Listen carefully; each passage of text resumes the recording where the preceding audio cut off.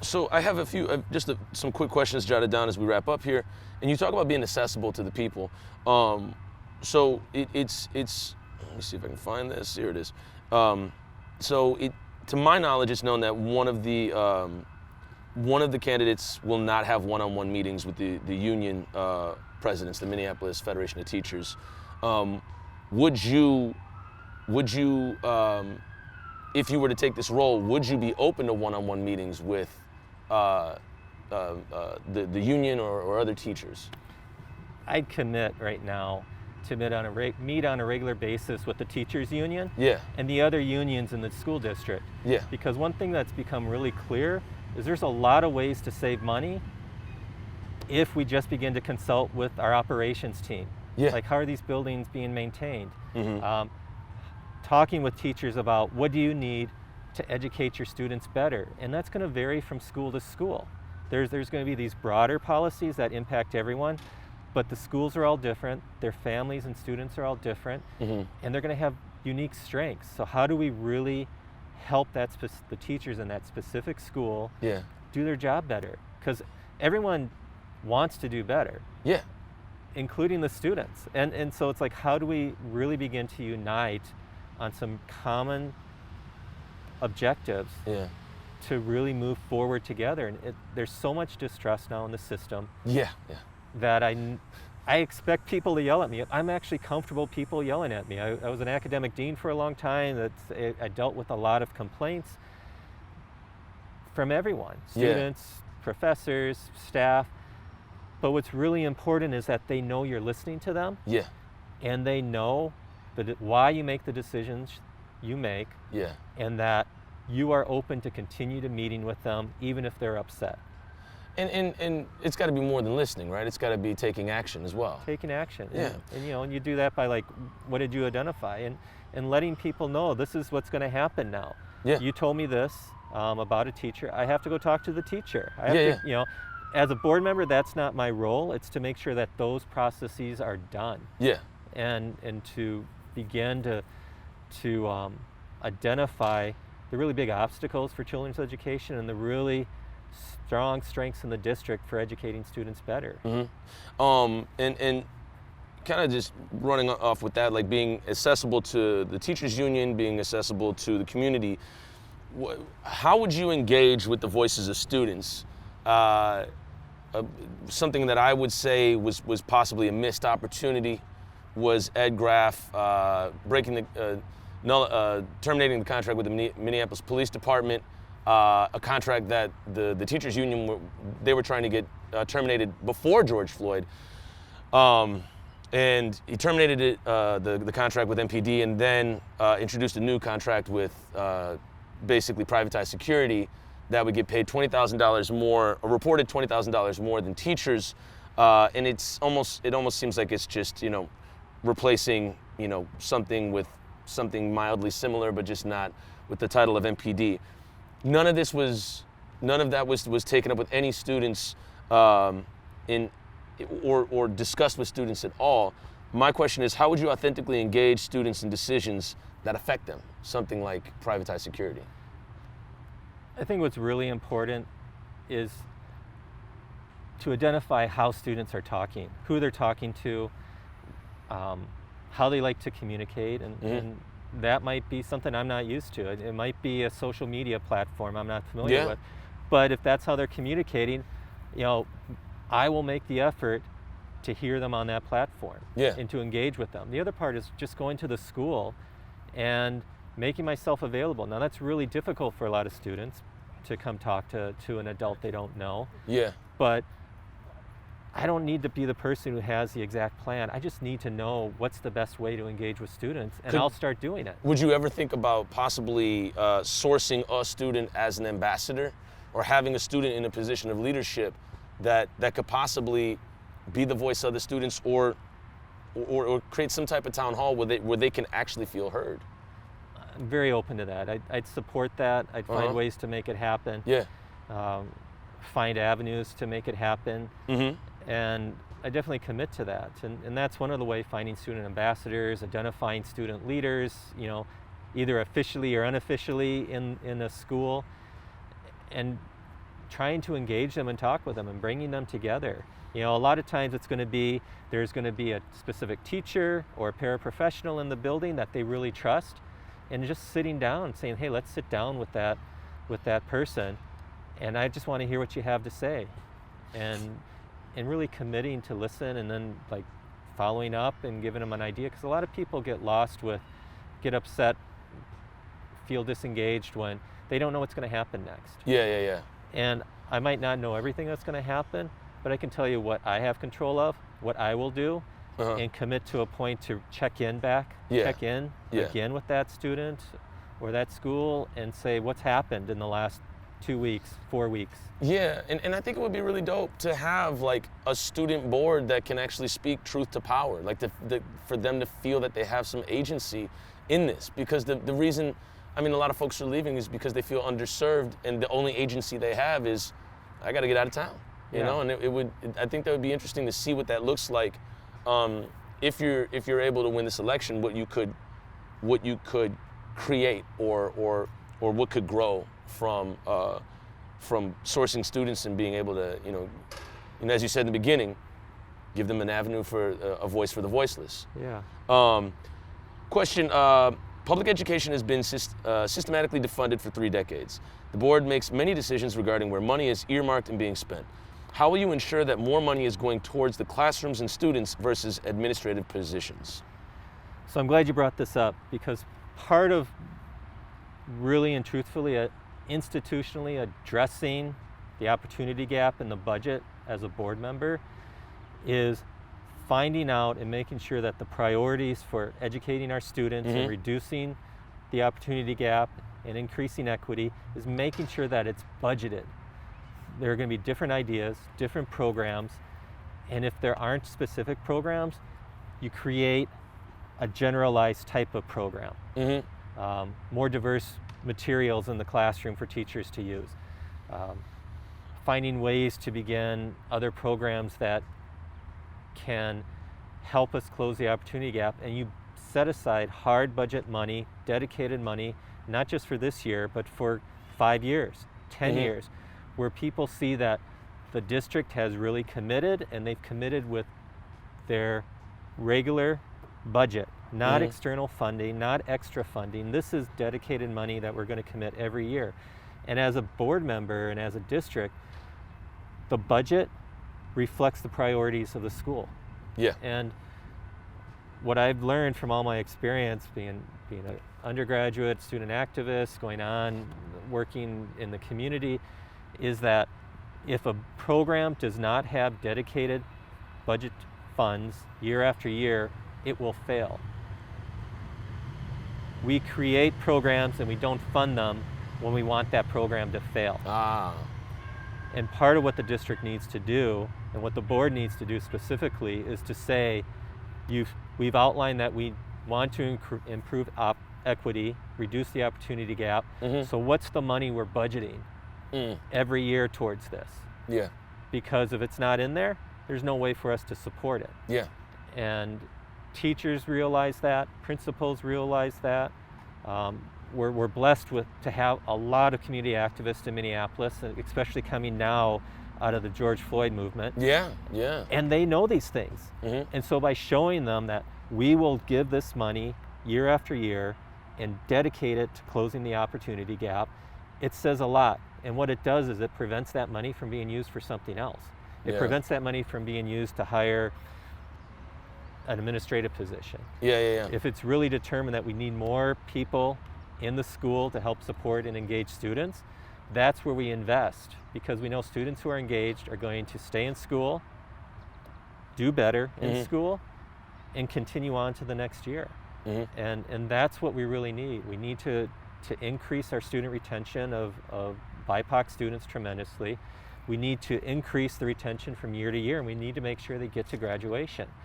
And by setting aside hard budget money for that, meeting regularly with all the stakeholders and community organizations and activists and neighborhoods, we begin to build an institution that values community input, that knows how to engage people, and wants people to come to our schools, want their students and kids to come to our schools, and they want to stay there until they graduate. And we can really make a huge difference in closing the opportunity gap by doing those things. And I trust educators to help identify what they need to close the opportunity gap. Exactly. Yeah. And I trust students and families to say, these are the obstacles. Yeah. I mean, because I know a lot of teachers, and I know a lot of people just in education in general. And the tough thing I see that happen to teachers is that they take the hits. You know, they become the target, and they're part of a system that's failing them as well. The system is not just failing the students; it's failing the teachers that are a part of it. And it's, you know, no teacher shows up and says, "I don't want to do my job," you know. But it's the system, you know, and you really have to create. I mean, like you said, the budget speaks for itself. Yeah. You know, where that money's going is where you care. You know, where it's not going is clearly where y'all don't care. So. Yeah. And you know, it's coming back to having a plan also that's supported, because you talked about, you know, stopping the contract with Minneapolis Police Department for school resource officers in the building, and now the district is hiring basically police officers who aren't trained or licensed Exactly. as police officers, and they're going to pay them up to $20,000 more than teachers are making every year. And this was the big fear when I saw the district was moving towards in this direction, because there were a few things. One is they didn't engage the schools or the families in the schools to find out what they really wanted or needed around this issue. The other part was when they made the decision to stop the contract, they had no plan in place. So they didn't know what they were going to do. I mean, there was an amendment floated forward to let there be some exemptions for some schools that really, like on North High School, that had a school resource officer who was like the model of the ideal school resource officer, heavily engaged with students and their families, engaged with the teachers and the principals in that building, and engaged in the community, you know, coaches football at the school. He's heavily invested, and a lot of the students and families trust him, and he's making a huge difference. Yeah. Now that's taken away from North, but there was no consultation with that. Yeah, and there was no. They're not all like that, I know. But it's like, how do we support what's working in a school like North? And he's obviously, the school resource officer was identified as a person helping close the opportunity gap and engaging students and families. And now the school has lost that. Yeah, and that starts with the conversation. Like, if you knew the people, if you knew that person, then you wouldn't be so quick to terminate it. So it kind of reminds me of the CDD. It's a quick fix, you know, or a presumable quick fix, which then has a lot of repercussions afterwards. I have two more questions, then we got to wrap up. So this is a big one. The last one's a pretty small one, but we know that there are major opportunity gaps. We also know that there are major economic gaps, major healthcare gaps, major pay gaps, major housing gaps, and a lot of those issues that are a product of white supremacy and systemic racism that are directly reflected in our classrooms.